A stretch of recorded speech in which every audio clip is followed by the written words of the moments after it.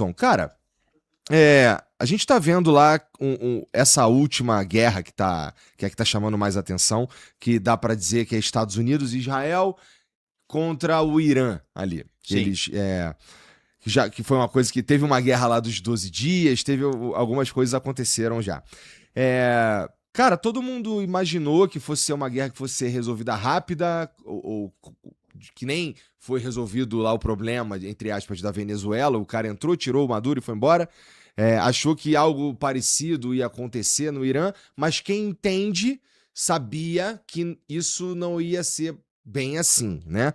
A gente tá vendo uma guerra que já tá se arrastando mais do que seria, entre aspas, aqui, saudável ou aceitável, porque a gente já tá olhando para uma crise de petróleo e tudo mais. A gente viu o Irã responder atacando bases americanas dentro de países que não os Estados Unidos e nem Israel, como lá no Catar, né? E a gente tá vendo o Irã mais, não sei, preparado pro que tá acontecendo, né? Do que se esperava, de certa forma. Cara, qual que é a análise que você faz do que aconteceu até agora? O Irã faz guerra há 2.500 anos. Eles enfrentaram Napoleão, Alexandre, enfrentaram Alexandre o Grande, enfrentaram Timur, tá? Foram invadidos por árabes, brigaram com os russos no Cáucaso por 170 anos, foram invadidos por turcos, tá? Lutaram com afegãos, lutaram com britânicos, tá? Você pode pensar, 8 anos contra o Saddam Hussein. Quer dizer, é uma gente assim, que enfrentaram os gregos nas Termópilas, né? Enfrentaram os gregos, os atenienses, espartanos. Essa gente é do ramo. Então, assim, Igor, porque, vê bem, eu falo sempre pro pessoal, a turma confunde análise com militância. Eu faço análise militar.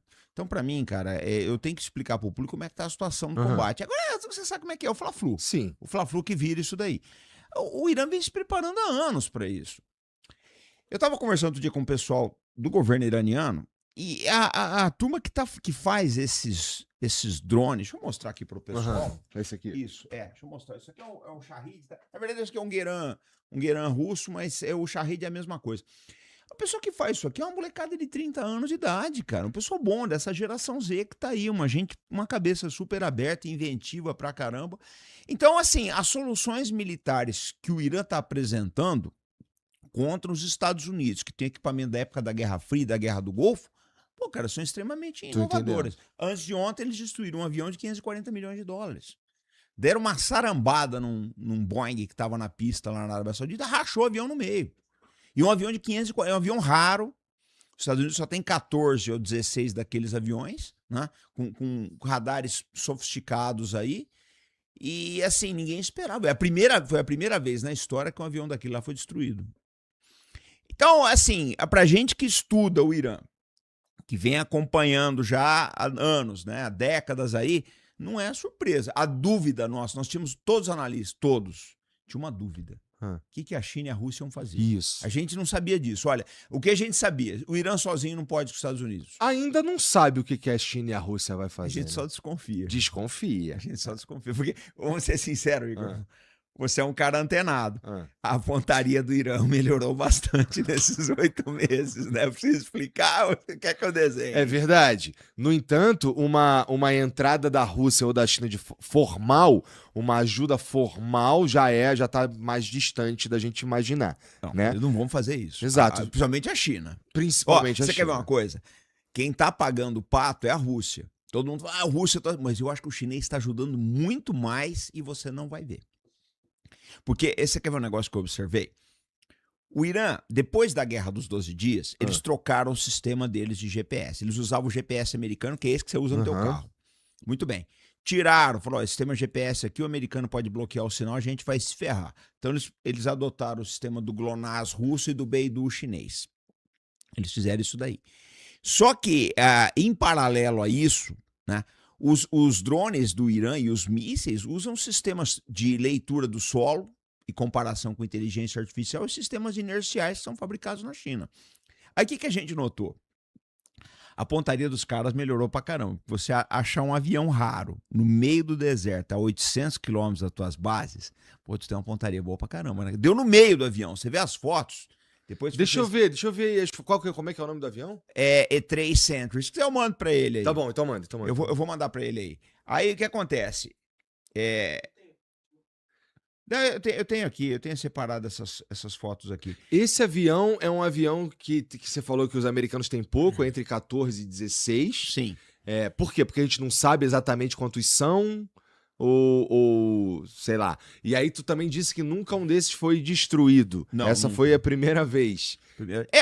Basicamente é uma fuselagem do Boeing 707 que a gente coloca uma antena, né? Ele tem um radar PESA, que já não é um radar tão moderno assim. Peraí que eu vou mandar aqui pro pessoal, que eu tô com as 3 fotos aqui. Tá. É avançado. Já pegou? Tá. E esse avião tava a 800 quilômetros do Irã, cara. Tava estacionado no solo. Os caras deram no meio. Mandei também aí, vai pra duplicar aí. 800 quilômetros. E aí, pegou no meio do avião. Você falou, mas não é possível que... Olha lá, ó. Entendi. No meio. Não tem mais, eu mandei 3 pra vocês aí, tá? Uhum.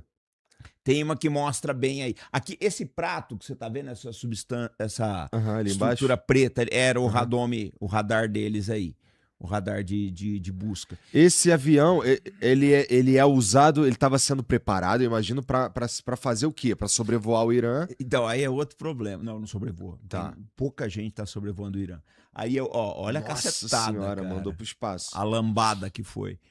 O lance é o seguinte, aí que tem outro problema que o Irã criou, cara.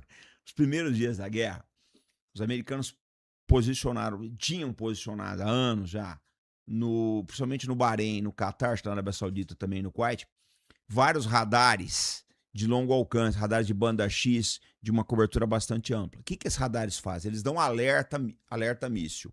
Tem mais de 3 a 5 mil quilômetros de alcance. Então, tudo que o Irã lançava de míssil ou a Rússia lançava no sul, esses radares sabiam. Enviavam, por exemplo, quando era um ataque israelense, eles enviavam um sinal para Israel. Israel já sabia para onde apontar as baterias dos Patriot. A primeira coisa que o Irã fez foi destruir esse radar. Tinha um radar desse que custa $1 bilhão. Meu Deus. Quando eles acabaram com todos esses radares, o que o americano Isso falou? foi naquele ataque que eles fizeram em retaliação logo depois de serem atacados pela... Exatamente. Primeira coisa que eles fizeram foi destruir o radar. Entendi. Não é isso que o que circula os caras do Irã retaliaram bases americanas em países ali do Golfo. Sim, foi isso, mas eles escolheram bem os alvos. Entendi. Escolheram o que tinha de mais caro, que é o radar, e é mais importante. Quando eles destruíram esses radares, eles cegaram os comandos americanos em todo o Oriente Médio. Aí o que eles precisaram fazer? Não, traz os E3 Sentry e agora estão trazendo os E2 Hawkeye da Marinha, que tem um radarzinho mais moderno que o E3. Só que assim, Igor, são vários problemas. Porque quando você começa a se apoiar em avião, você tem que ter uma pista longa. É uma verdade, você tem que ter uma pista. Você tem fadiga da tripulação. Você tem uma série de problemas aí. Esse avião pode ser derrubado ou pode ser atingido no solo, como foi esse caso. Então, assim, o Irã criou um problema muito grande que tudo que o japonês tentou fazer em Pearl Harbor em 1941, o Irã conseguiu fazer em alguns dias no Golfo. Foi um negócio assim, cara, na boa, a gente olha assim, esse do radar, eu acho que teve encomenda do russo aí, porque esse radar atrapalha as operações na Ucrânia. Né? Entendi. Então, foi um negócio assim, foi do ponto de vista militar, e veja bem, você que está assistindo aqui, não é questão de torcer para um lado ou para o outro, é análise. Foi brilhante, cara. Foi o que Israel fez na Guerra dos 6 Dias de 67. O que Israel fez de brilhante na guerra? Não, o Israel destruiu toda a aviação dos sírios e dos egípcios no solo. Eles acabaram com a aviação, depois, naquela época era assim, você acaba com a aviação, os blindados e os paraquedistas podem avançar, você não tem problema. Só que o que o Irã fez hoje em dia, essas notícias que você vê na televisão, porque os Estados Unidos destruiu a marinha do Irã, mas não é a marinha que conta hoje em dia, cara. O que conta é isso aqui, o que conta é drone e míssil. Hoje você não precisa ter uma força aérea. A Ucrânia quase não tem força aérea, a Ucrânia não tem marinha. No entanto, ela varreu toda a frota russa para o leste do Mar Negro. Hoje em dia não conta mais. Eu tenho uma marinha de não sei quantos navios. A marinha americana está afastada do Irã. O porta-aviões Gerald Ford, ele estava no Mar Vermelho. Aí Dizem que teve um incêndio na lavanderia. Sabe onde ele está hoje? Ah. A 3.000 quilômetros ali na Croácia, antiga Iugoslávia. Então olha o poderio dos mísseis, cara. O mundo mudou e é dessa turma que está aqui, essa que é a verdade. É da geração Z, é um outro tipo de guerra. Tá? E como é que isso está sendo tão... É isso que está segurando a onda da Ucrânia, por exemplo, contra a Rússia, Sim. não é? É isso o dinheiro que eles colocam lá também, porque guerra é dinheiro. Sim, sim. Mas há uma...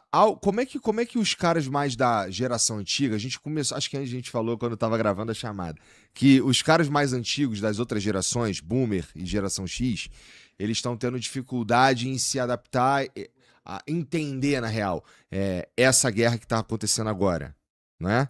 Uhum. Mas precisa de uma adaptação, porque, como tu disse, agora é só drone, agora é só coisas que inclusive estão...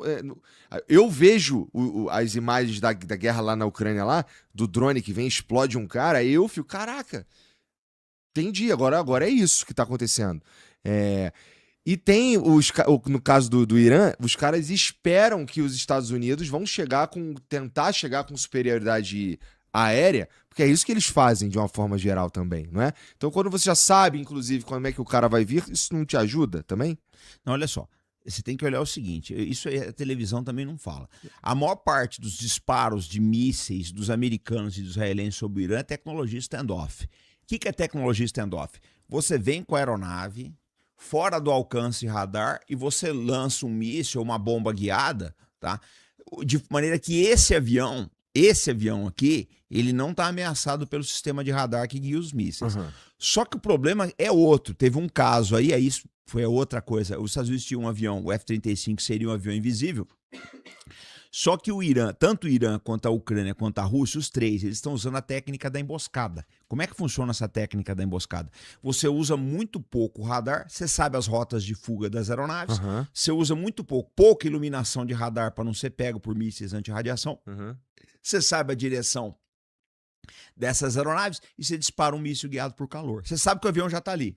Então você dispara um míssil guiado por calor, porque, Igor, o míssil guiado por radar, como ele emite pulso, você sabe no avião militar, que você está sendo trecado. Aí você toma as suas medidas. O míssil guiado por calor, não. Ele não te diz nada. Você não sabe nada.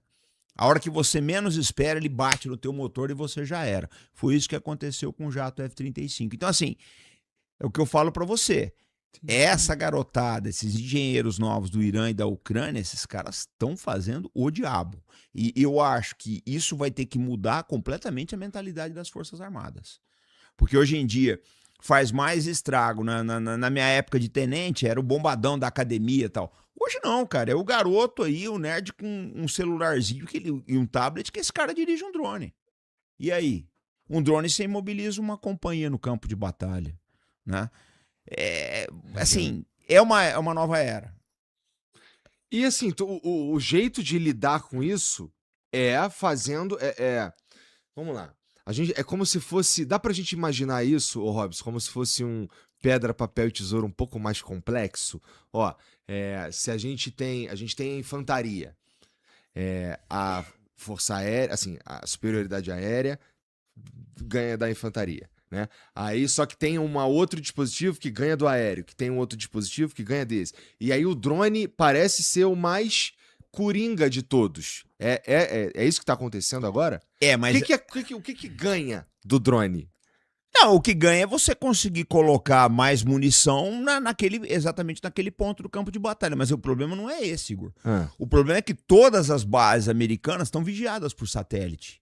O diferencial do Irã, que é um diferencial que nós não temos no Brasil, o Irã tem mais capacidade que todas as forças aéreas da América Latina. O diferencial é satélite, cara. Com satélite, você sobrevoa uma base, você sabe quantos aviões tem lá. Então, o que está mudando com o Irã? Primeiro, cobertura satélite russa e chinesa.